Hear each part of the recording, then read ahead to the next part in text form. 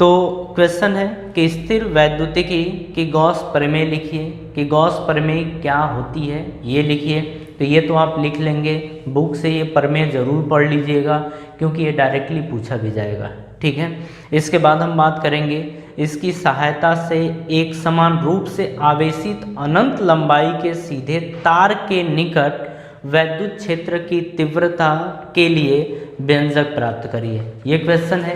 Question में बोला गया है कि अथवा गाउस के नियम का उपयोग करके एक आवेशित लंबे तार के निकट जिसका रेखीय आवेश घनत्व लैम्डा कूलाम पर मीटर है। देखिए यहाँ पे रेखीय आवेश घनत्व लैम्डा कूलाम पर मीटर ये है। वैद्युत क्षेत्र की तीव्रता के लिए व्यंजक व्युत्पन्न कीजिए। मतलब हमसे पूछ रहा है कि जैसे कोई अनंत लंबाई का तार है, इस अनंत लंबाई के तार से r दूरी पर वैद्युत क्षेत्र की तीव्रता क्या होगी। तो स्टूडेंट यहाँ पे ये अनंत लंबाई का तार तो है, लेकिन अनंत लंबाई के तार से हम क्या करेंगे, L लंबाई का तार काट लेंगे और फिर इससे देखेंगे कि वैद्युत क्षेत्र की तीव्रता क्या मिलती है, ठीक है। तो देखिए हम L लंबाई का हमने तार काटा। स्टूडेंट एक बात और इसमें ध्यान के रखने वाली बात है कि अगर ये लंबा तार है तो गॉसियन पृष्ठ एक खोखला बेलन बनेगा, एक खोखला बेलन बनेगा। मतलब इसको हम ऐसे ढक देंगे तो ये गॉसीय पृष्ठ बन जाएगा, ठीक है। ये बात रखिएगा कि तार के लिए एक खोखला बेलन गॉसीय पृष्ठ बनेगा। मतलब हम ये मान ले रहे हैं कि एक गॉसीय पृष्ठ, मतलब ये ऐसे हमने बनाया, ये देखिए ऐसे, फिर ये इस तरीके से, ये रहा, ठीक है। ये गॉसीय पृष्ठ बन गया, ठीक है। इस तार की लंबाई L है।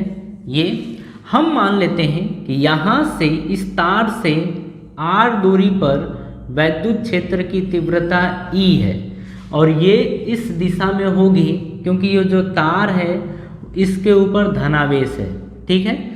इसके ऊपर धनावेश है तो वैद्युत क्षेत्र की तीव्रता बाहर की ओर होगी, मतलब E, ये हो गई E, ठीक है। उसी तरीके से स्टूडेंट हम ये मान लेंगे कि इसके कारण इधर को भी वैद्युत क्षेत्र की कुछ तीव्रता मिले, मतलब फ्लक्स की बात कर रहे हैं, लेकिन वैद्युत क्षेत्र की तीव्रता तो स्टूडेंट हमेशा इधर की ओर ही होगी। मतलब हर जगह पे अगर यहाँ पे देखें तो वैद्युत क्षेत्र की तीव्रता इधर होगी, अगर इधर देखें तो वैद्युत क्षेत्र की तीव्रता यहाँ होगी, अगर इस पे देखें तो वैद्युत क्षेत्र की तीव्रता इस दिशा में होगी, ठीक है। यहाँ पे देखें तो इस दिशा में होगी। मतलब खोखला बेलन है तो खोखला के बेलन के चारों तरफ ऐसे वैद्युत क्षेत्र की तीव्रता रहेगी, ठीक है। तो अब इसी तरीके से स्टूडेंट हम ऐसे मान लेते हैं कि देखिए एक सरफेस तो ये रहा, दूसरा सरफेस हम ये मान लेते हैं, मतलब दूसरा पृष्ठ ये है, तीसरा पृष्ठ ये है। हम सबसे पहले बात करेंगे इसके फ्लक्स की कि इन तीनों फेसेस से, इन तीनों सरफेस से फ्लक्स कितना मिलेगा। स्टूडेंट एक चीज़ और दी थी कि ये जो तार है इसका रेखीय आवेश घनत्व दिया था लैम्डा, ठीक है। स्टूडेंट लैम्डा बराबर होता है चार्ज पर यूनिट लेंथ, ठीक है। ये हम लेंथ ले लिए थे L, वही लेंथ है, तो आवेश जो Q आएगा वो लैम्डा L के बराबर आएगा। ये बात आप ध्यान रखिएगा, ठीक है।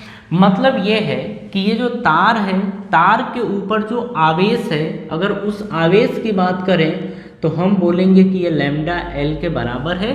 L लंबाई के तार पर जो आवेश है वो लैम्डा L है, ठीक है। अब हम यहाँ पे बात करेंगे फ्लक्स की। तो स्टूडेंट देखिए फ्लक्स मतलब फाई इज इक्वल्स टू गॉसीय पृष्ठ से ऐसे आता है E dA cos थीटा, कुछ ऐसे होता है E dA cos थीटा, ठीक है। यहाँ पे फाई इज इक्वल्स टू, अच्छा इसको अपन रहन देते हैं, ठीक है। ये तो हमारा एक फॉर्मूला था स्टूडेंट, लेकिन हमने पिछले किसी डेरिवेशन में देखा था कि एक होता है phi is equals to Q in upon epsilon nought, एक ये फार्मूला होता है और ये फार्मूला जो होता है ये फिक्स होता है फाई का। मतलब ये जो फाई है और ये जो फाई है दोनों बराबर होते हैं। तो देखिए ये तो फिक्स है, लेकिन हमें इसी को अब देखना होगा। तो देखिए कैसे देखेंगे इसको। तो सबसे पहले हम बात करेंगे पृष्ठ इसके इस वाले पृष्ठ के कारण, कि पहले पृष्ठ के कारण वैद्युत क्षेत्र मतलब फ्लक्स कितना मिलेगा। ठीक है, तो देखिए अगर हम यहाँ पे क्षेत्रफल की बात करें स्टूडेंट, तो हम छोटा सा टुकड़ा ऐसे लेंगे, छोटा सा टुकड़ा, और इस छोटे से टुकड़े पे देखेंगे कि जो क्षेत्रफल सदिश आएगा वो इस डायरेक्शन में आएगा और वो EDA के बराबर होगा। ठीक है, EDA के बराबर होगा। अब स्टूडेंट अगर हम पहले की बात करें फर्स्ट के लिए, तो वैद्युत क्षेत्र की तीव्रता ये इस दिशा में है और जो क्षेत्रफल सदिश यानी DS वेक्टर है वो भी इसी दिशा में है।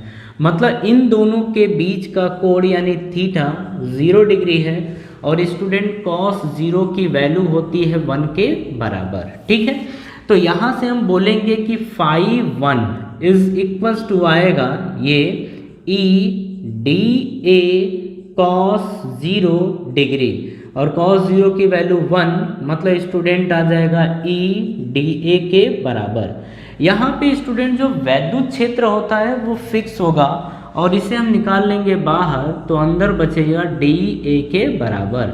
मतलब इस छोटे से क्षेत्रफल का जब इंटीग्रेशन करेंगे तो ये पूरा का पूरा क्षेत्रफल आ जाएगा। और हम किसी बेलन के अगर क्षेत्रफल की बात करें कि अगर कोई बेलन है, खोखला बेलन है, तो बेलन का जो क्षेत्रफल आता है वो आता है 2 पाई r। देखिए यहाँ से इसकी दूरी अगर r है तो स्टूडेंट यहाँ से इसकी भी दूरी r होगी, तो 2 पाई r, और ये जो खोखला बेलन है उसकी लेंथ कितनी है l, तो 2 पाई RL ये हो गया। तो स्टूडेंट यहाँ पे हम बोलेंगे कि जो फाई 1 आया है वो आया है E इंटू जो यहाँ पे स्टूडेंट देखिए आपने एरिया देखा, वो एरिया कुछ ये है, मतलब DA ये क्षेत्रफल है, तो इसकी वैल्यू देखिए 2 पाई RL के बराबर आया है, तो इंटू कर देंगे 2 पाई RL ये, तो ये आ गया स्टूडेंट हमारा सेकेंड इक्वेशन। ठीक है, या फिर ये अगर वो सेकेंड है तो ये हमारा आ गया फर्स्ट इक्वेशन। ये समझ में आई। अच्छा, इसमें अगर फर्स्ट इक्वेशन रहने देते हैं, फर्स्ट इक्वेशन नहीं, इसको हटाते हैं, बस इसको रहने देते हैं कि फाई 1 बराबर E इंटू 2 पाई RL ये आया है। अब हम दूसरे सरफेस के कारण बात करेंगे स्टूडेंट कि जो दूसरा सरफेस है वो ये है। तो देखिए यहाँ पे अगर बात करें इसमें, तो जो क्षेत्रफल सदिश आएगा अगर छोटा सा टुकड़ा ले लें तो ये आएगा DA के बराबर। और देखिए स्टूडेंट इसके लिए देखिए वैद्युत क्षेत्र की दिशा ये है और एरिया वेक्टर ये है, मतलब E जो है वो इस दिशा में है और जो यहाँ पे क्षेत्रफल वेक्टर यानी कि DA वेक्टर है वो इसके लंबवत है। ठीक है, मतलब ये है। तो देखिए दोनों के बीच का कोण, अगर इसको हम ऐसे बनाएं कि ये इधर है ये इधर है, तो दोनों के बीच का कोण 90 अंश होगा। ठीक है, ये होगा, मतलब यहाँ पे थीटा की वैल्यू आने वाली है 90 अंश। ठीक, तो यहाँ पे स्टूडेंट अगर हम फाई 2 की बात करें तो फाई 2 बराबर लिखेंगे ये EDA cos 90, और cos 90 की वैल्यू स्टूडेंट अगर होती है 0, तो ये ओवरऑल आ जाएगा 0, यानी कि फाई 2 की वैल्यू आ जाएगी 0 के बराबर। ठीक है, तो ये हो गया। अब हम बात करेंगे स्टूडेंट थर्ड के कारण, तो थर्ड ये रहा। अगर इस पे देखें वैद्युत, यहाँ पे देखें क्षेत्रफल सदिश, तो स्टूडेंट क्षेत्रफल सदिश इधर की तरफ आएगा, बाहर की तरफ हमेशा होता है, और ये भी होगा DA वेक्टर। यहाँ पे भी स्टूडेंट देखिए क्षेत्रफल इलेक्ट्रिक फील्ड यानी वैद्युत क्षेत्र की तीव्रता इधर है और सदिश जो क्षेत्रफल सदिश है यानी DA उसकी दिशा इधर है। तो देखिए दोनों के बीच का कोण यानी थीटा फिर से आ गया 90 अंश, और स्टूडेंट यहाँ पे हम लिखेंगे कि फाई 3 इज इक्वल्स टू ये हमारा ये गॉसियन पृष्ठ EDA cos 90, और स्टूडेंट cos 90 की वैल्यू होती है 0 के बराबर, तो फाई 3 आ जाएगा 0 के बराबर। ये आ गया। तो अब स्टूडेंट इसके बाद हम क्या करेंगे वो देखिए। तो ये आ गया हमारा। अब हम लिखेंगे फाई नेट, यानी कि ये टोटल फाई, मतलब इस पूरे पृष्ठ से, पूरे बेलन से पास होने वाला फ्लक्स कितना है, तो हम लिखेंगे phi net is equals to phi 1 plus phi 2 plus phi 3, ये लिखेंगे student. Phi net is equals to आ जाएगा, देखिए फाई 1 की वैल्यू कितनी दे रखी है, तो फाई 1 की वैल्यू है E into 2 pi R L के बराबर, फाई 2 की वैल्यू 0, फाई 3 की भी वैल्यू 0, तो phi net is equals to आ जाएगा E into 2 pi R L, ये हमारा सेकेंड इक्वेशन। स्टूडेंट यहाँ पे भले ये फाई नेट है, लेकिन जो फाई नेट है वो फाई के बराबर होगा, ठीक है। तो यहाँ पे हम बोल देंगे कि जो फाई नेट है वो फाई के बराबर होगा, ठीक है। Phi net is equal to phi, अगर चाहें तो इसे भी सेकंड मान लें। अब हम बोलेंगे सेकंड और फर्स्ट को बराबर करने पर, मतलब दोनों को हम इक्वेट कर देंगे, दोनों को बराबर करेंगे, उसके बाद हम देखेंगे वैद्युत क्षेत्र की तीव्रता, ठीक है, ये हम देखेंगे।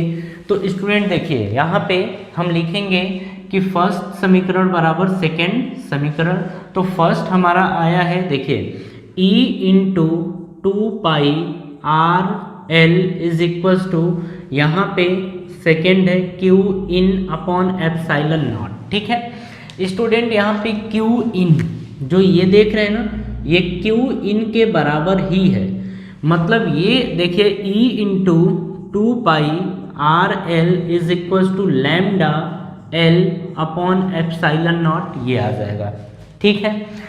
अब यहाँ से देखिए स्टूडेंट L से L कैंसिल हो गया, ठीक है, तो बना क्या E is equals to lambda upon 2 pi R epsilon nought, ठीक है। स्टूडेंट ये तो आ गया हमारा फॉर्मूला, मतलब कि ये आ गया कि किसी तार के कारण, किसी अनंत लंबाई के तार के कारण किसी r दूरी पर वैद्युत क्षेत्र की तीव्रता आती है lambda upon 2 pi R epsilon nought, ठीक है, ये आता है। स्टूडेंट यहाँ पे हम ये बोल सकते हैं कि जो वैद्युत क्षेत्र की तीव्रता हुई, यहाँ पे देखिए ये फिक्स है, ये भी फिक्स होता है, ये भी फिक्स है, ये भी फिक्स है, केवल वैरी करेगा r, कि r को हम घटा बढ़ा सकते हैं। तो हम लिखेंगे E व्युत्क्रम है किसके, r के, व्युत्क्रम अनुपाती है r के, ऐसे बोलेंगे। तो हम बोलेंगे यहाँ पे स्टूडेंट कि जब जब हम r बढ़ाते जाएंगे तब तब E घटता जाएगा। ये क्या बताता है कि अगर आप दूरी बढ़ाते चले जाएंगे तो E की वैल्यू कम होते चली जाएगी। ये बात समझ में आ रही है। तो ये हो गया, तो एक तो ये चीज़ मिला। यहाँ से हम चाहें ग्राफ बनाना तो स्टूडेंट ये ग्राफ बनता है कुछ ऐसे कि अगर वैद्युत क्षेत्र E को अगर हम रखें y एक्सिस पे, अगर r को 1 अपॉन r को नहीं, r को अगर हम रखें इधर, तो फिर इन दोनों में ग्राफ जो बनता है स्टूडेंट वो बनता है कुछ ऐसा, ठीक है, ये बनता है कुछ इस तरीके से, ऐसा बनता है, ठीक है। तो यहाँ पे हम बोलेंगे कि E inversely proportional to R, ये ग्राफ ये चीज़ बताएगा, ठीक है। तो ये सारी बातें आपको ध्यान रखनी है कि ऐसे होगा। एक बात इसमें और है, उसे भी आप थोड़ा ध्यान रखिए कि वो बात क्या है।